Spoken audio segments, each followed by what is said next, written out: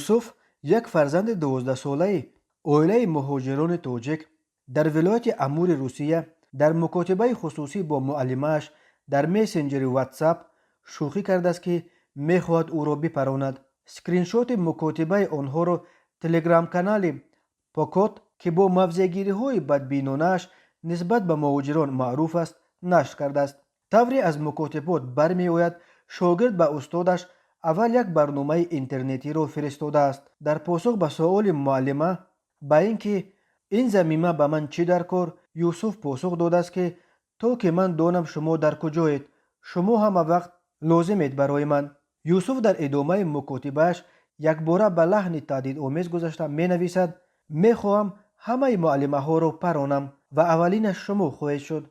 معلمه که از این حرفای شاگردش به حالت شوک افتاد پرسیده است سرت در جات است؟ این شوخی بود، جواب میدهد یوسف. ولی معلمه به او خاطر رسان میکند که برای چنین شوخی ها جزاهای جدی پیش بینی شدند. تلگرام کانال پاکوت خبر داده است که یوسف سال 2019 شهروندی روسیه را به دست آورده است و حالا پدرش برای رفتار پسرش عذرخواهی میکند.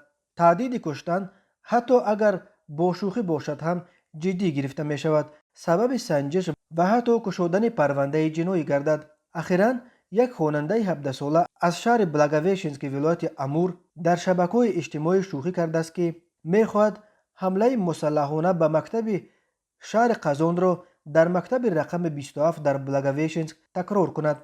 در پی این شوخی صدها خواننده و آموزگار این مکتب را کوچانده درس‌ها را قطع کردند و مقامات خواننده شوخ را خیلی بازجویی هم کردند.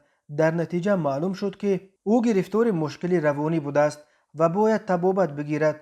حالا آنکه او را می توانستند برای این یک شوخی به کنج زندان بیندازند.